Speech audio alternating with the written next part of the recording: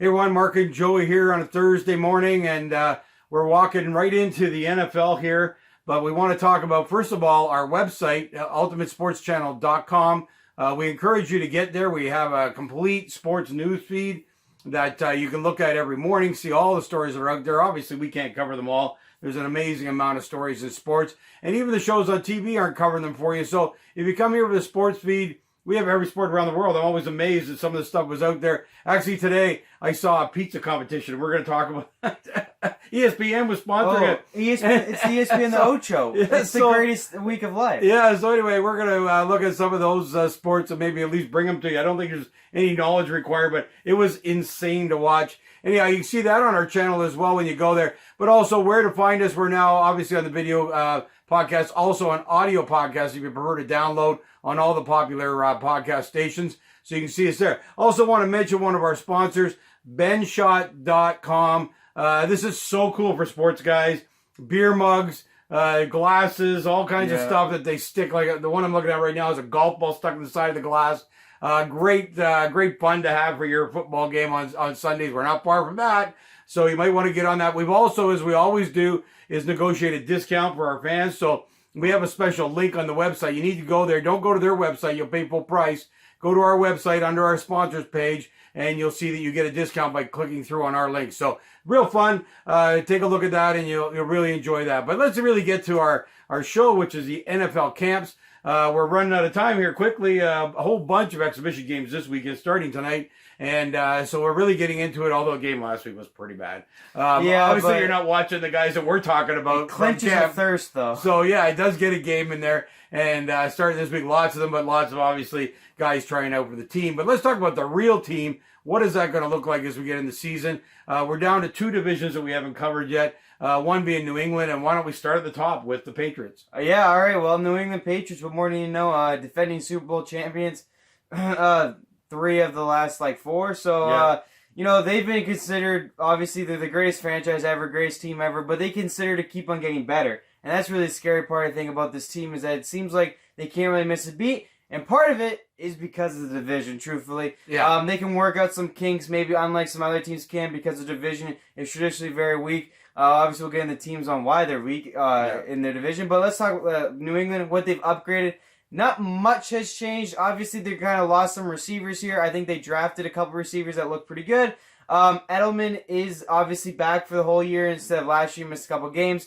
Gronk has retired. Now, obviously, a lot of speculation. He might come back midway through the season. He just kind of wants to... I saw him on TV the other day. He's staying in shape. He's staying in shape, and he was actually throwing balls and catching balls. He didn't actually go to Fat Thor on the season. He's in shape. I think ready to go if he really wants to do it. And I really think what's going to happen is he's going to see what the team's looking like, but I think it's mostly just he wants to sit out the first half of the game. Really is what he wants to do. I mean, I feel like when you commit to the team, you feel forced to play if you're going to play at all. You're forced to play all 16 games. Yeah. That's the way he is. He's a competitor. But he's smart. I think he's just going to wait. And Brady's going to be like, hey, now we got 8 games, come back, you know what? and we'll figure it out. This half-season thing is a magnificent strategy in football. It's really We've seen it. Look at the year when Brady sat out 4 games. He was the best year of his career. Yeah, and so you start to look at these older athletes, and I think that we're having a conversation with him about this. Now, they start the season, they're blowing everybody out. No big deal. But if there's any kind of worry, you'll see him back halfway through the season. I just think with a rested body and ready to go. I just think you'll see it anyway. I don't really think they're worried about fitting him into the lineup. He's such a great guy,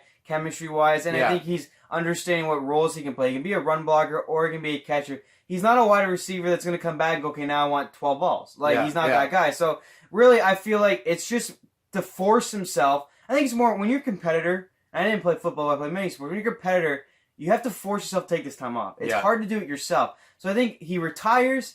He's forcing himself now to wait until really he wants to come back and he's ready to come back, which I believe will probably be, with 8 games left in the season, so he gets some reps in, and then the playoffs, obviously, can make another run. So I think that's what he's doing. He was playing catch with Tom Brady earlier, running routes. So, anyways, that's not even the most important part of this camp, but that's a quick note. That could be important, though. I'll tell you. Brady's going to be talking to him a lot more for his blocking necessarily than his catching. You watch a game, and he is probably one of the best blockers at tight end you've ever seen. And so that's what Brady's going to be talking about, I'm sure. And the fact that Brady has signed a new contract, I think, probably will give them extra excitement of coming back, knowing Brady's going to be at the helm for 3 years or more. And I think that might be part of it as well. But these guys, I think they should never retire at the end of the season. They're mentally exhausted. They're physically exhausted. They just won the Super Bowl again.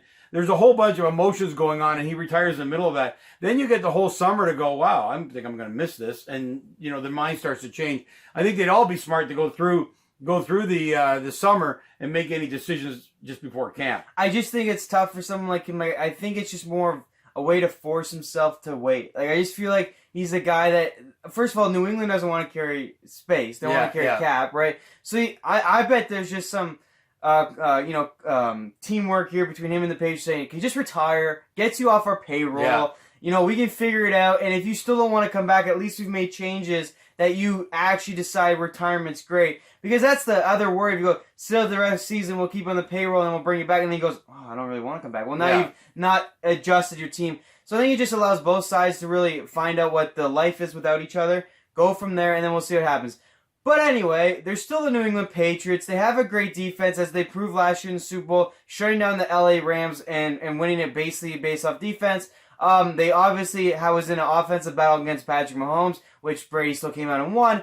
And then they held the Chargers to no points in the playoffs as well. So they're still a two-sided team. We've known this throughout their whole entire basically stint. And really, they've continued to build a defense that looks strong again this year. Re-signed a lot of their cornerbacks and safeties, which is good. And then obviously on the offense side, you got Tom Brady, you got Edelman, you got some slot receivers, you drafted a couple. It's looking to fit out pretty well. You guys still got James White in the backfield, who I love, and Sony Michel. Sure. Sony Michel had a great breakout season in his rookie year, by the way. Yeah. He did a great job running the ball. So really, they still got the pieces. Brady's looking healthy, and as long as he's there at the helm with Josh McDaniels, Bill Belichick, all that, I have no worries going forward for the New England Patriots. He signed a 2-year deal.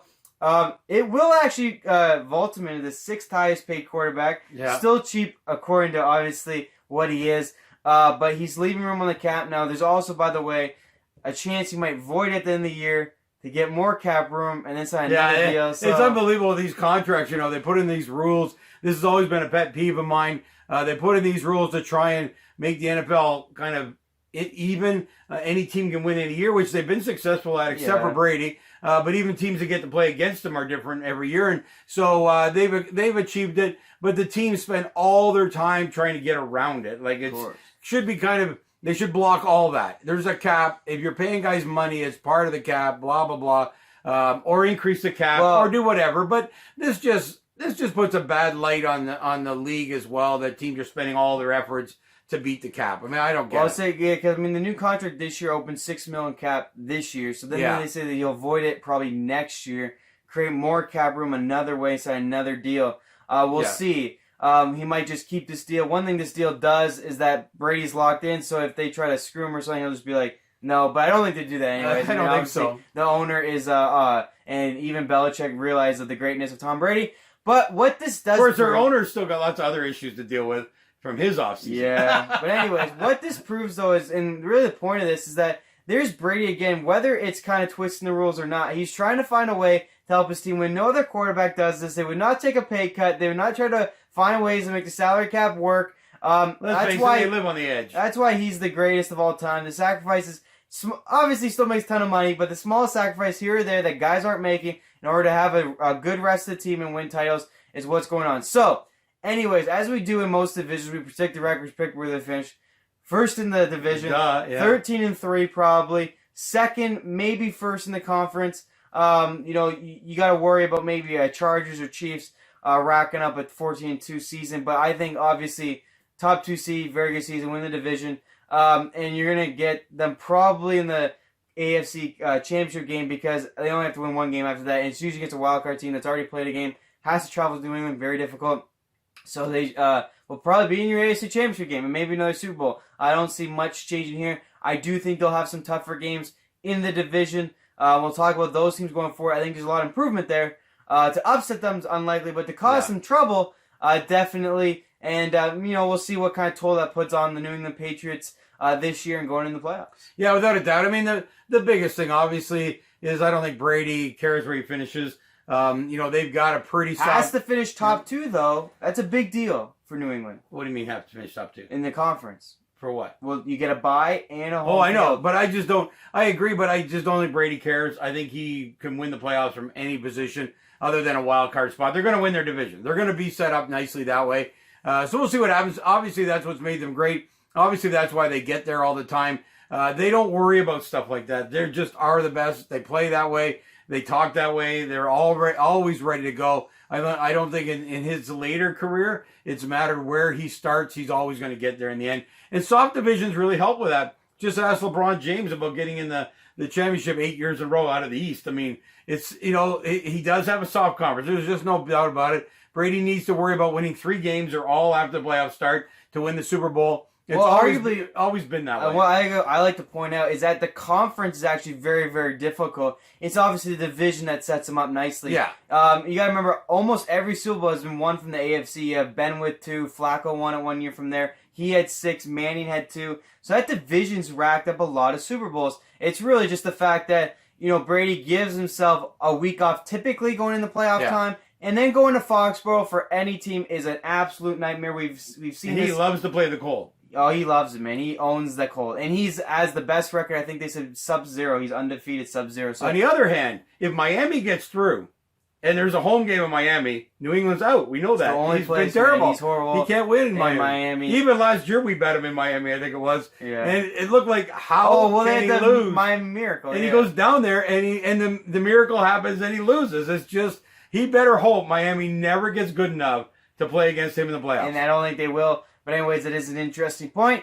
So anyways, New England, the Patriots romp their division again one more time. They're going to be a top 2 seed in the AFC. We'll probably see in the AFC Championship game. Maybe another Super Bowl. Why not? You never know when his last game is going to be. Might as well keep racking up the legacy. I know they're the team you love to hate, but they cause the most controversy. They cause the most greatness. Yeah. It's a lot of fun. And hopefully, if they do make Super Bowl, though, it's better than 10-7. Yeah, no kidding about that. And it just shows, though, I must admit, they peaked to the right time. Even their defense during the season wasn't that great. There was lots of games Brady had to go out and win. I mean, I think he beat Kansas City, 42-40, something like that. They know how. These coaches are geniuses. I give credit to coaches. On the other hand, I wonder sometimes how much impact do they have, because there's like 9 coaches on an NFL team. But a team that can always peak for the playoffs, there's something to do with coaching in there. No matter, you get that defense during the year, give a lot of points sometimes.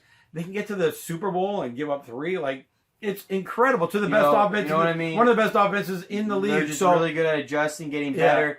It's true coaching at its finest, really, when you see defenses that they've had kind of grow, offensive lines of a bunch of nobodies, and new offensive lines virtually every year. You see them grow. You see receivers grow. And last thing on the receivers, by the way, expect maybe a little trade here to get a receiver maybe going in the playoff time. Or Josh Gordon has asked for reinstatement. So we'll see what that plays for the New England Patriots. I find that he wasn't necessary, but he provided a good need that maybe this year they can use again.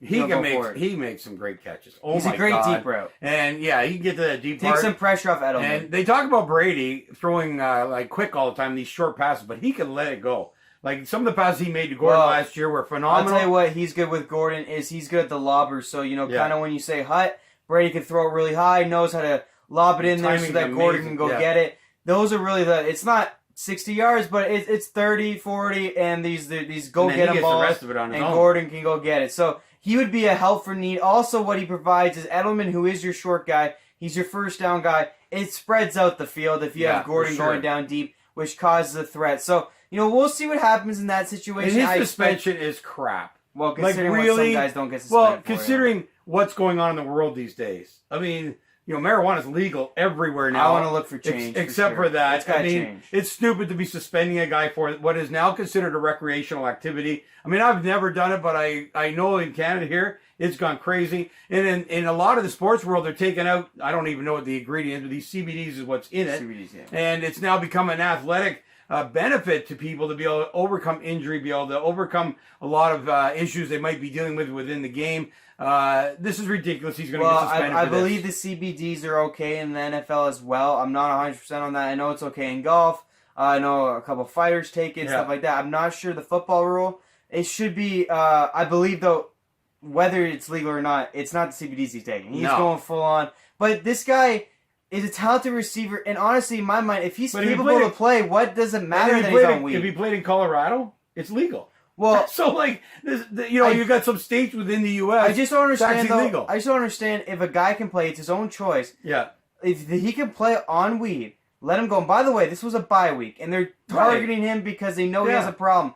I don't understand it. It's not a drug that's going to kill him. If anything, it's probably helping him heal, helping him feel better about life. I don't understand it. And we never heard of him smoking going into a game or around a game. Like you said, it was a week off. He's on vacation. This is a drug within the United States now accepted in some states, not in others. But it's ridiculous as a suspendable offense in the NFL. But Absolutely as ridiculous. Stephen A. Smith says, it is a rule, and you're throwing away millions of dollars, so stay off it, get tougher. Obviously, though, it is an addiction problem for him. But hopefully something can be done, because there's a lot worse going on in the world besides a guy who's smoking weed and is a very talented receiver. Brady can use him, I think, going forward, so we'll see. If not, look for a little trade. They tend to find nuggets on teams missing the playoffs. They can go find a receiver they can get for absolutely nothing. I mean, they only got Gordon for a 4th-round pick. So yeah, exactly. Something like that for sure is possible. Yeah. So there you go. New England at the top. Surprise, surprise, surprise. We'll be back with another team in this division, and we look forward to wrapping up our NFL camps here over this week.